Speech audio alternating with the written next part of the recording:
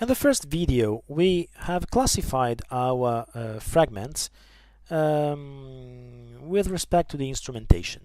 If they were played by the violin, they were orange, and when they were played by the harp and clarinet, they were violet. And we have also spotted the last measure, so we know that this L here is the last measure in the exercise.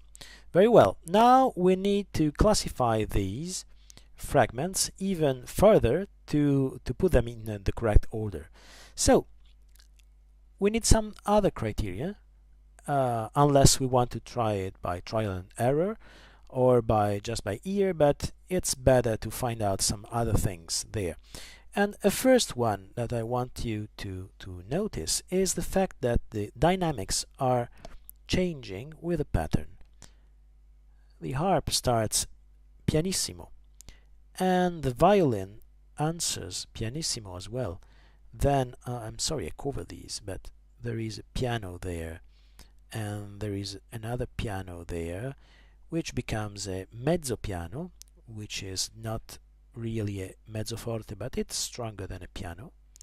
And then we have a mezzo forte there, and then things are speeding up, and we have a forte. And then we go down again with a mezzo forte and mezzo piano immediately after. So what happens there is that we can say that this is our highest point in strength, in dynamics, in volume, let's say, for this fragment. We should have this kind of movement there. Everything is going to be louder and louder and then coming down, even if we have to pay attention at the end because it may be less loud, but there are more instruments and something is happening. But let's say this is what we can see looking at the score. This is very good because now we can start listening to our segments, to our fragments there, and putting the softer ones in the beginning and the loudest one towards the end. We already know which one is the last measure, so it won't be so hard to find out this last part of the exercise. What can we say apart from this? Well, there is something really interesting that goes on there, and it is the fact that if you look closely at the melodic pattern that the harp and the violin are playing, you can see that they are playing, at least in the very beginning of the piece, open fifths interval. Oh, what is all this about? Well, it looks very technical, but it is less than it seems on the first sight. So these open fifths, these notes, are in fact the open strings that a violin has.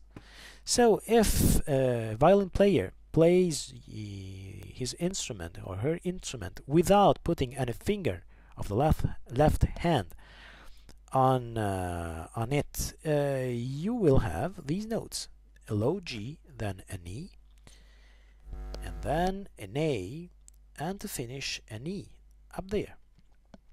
So what Berg tried to represent, this is my personal opinion about this, of course, is that the orchestra tuning before a concert.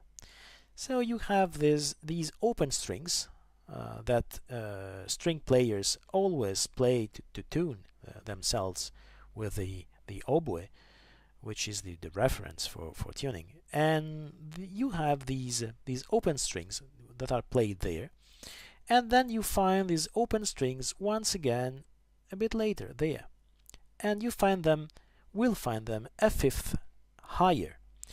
And this kind of relationship of fifth is everywhere in this piece, you would say, but it's also present in the orchestra because viola is tuned a fifth lower with respect to the violin. So This kind of tuning here and then a fifth higher, it's something we already hear, we used to hear when the orchestra is tuning, because viola and violin are at this distance. So once again, this confirms me that this is a representation, mise en scène of the beginning of a pre-concert, let's say.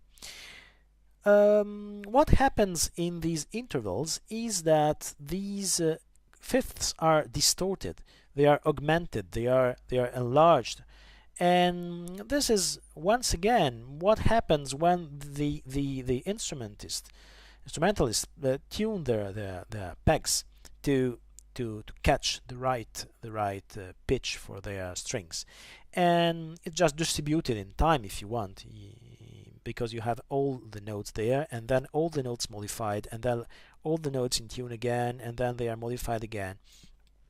This stretch is higher and higher, is bigger each time. These intervals are bigger than a fifth and these are bigger than these ones.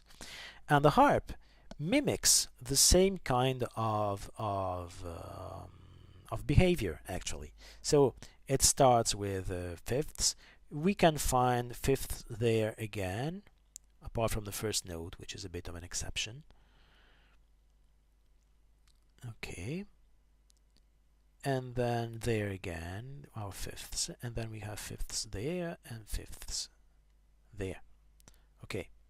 So you can see that we have another pattern there, this and this and this. Here it's missing something, but we have something close to fifth there as well, so it's repeated twice and twice it's distorted. As you can see, we have many patterns going on at the same time, and that's why maybe that's the reason why sorry, this is not easy to do only by ear, I mean. So to resume these, and then we'll stop maybe and do a third video about this, with the actual solution of our problem. We have a first pattern that goes up and down and it is symmetrical. We have another pattern, the alternating instrumentation, harp and clarinet and solo violin. We have another modern pattern, I would say a process in this case, which is the fact that everything is becoming louder and louder and then it goes down again. We have another pattern which is open fifths played in this way, so harp and then violin.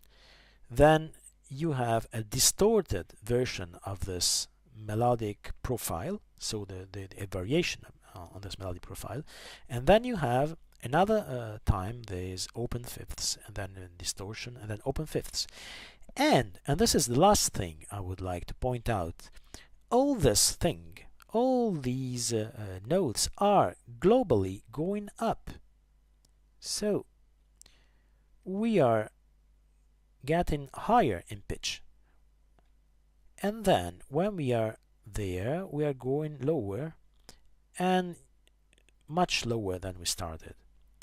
So this is the last pattern I would like to point out. All these elements together can confuse us, of course, but could also, and they should also, I would say, help us in finding out the correct order of aura fragments, and we see this in the next video.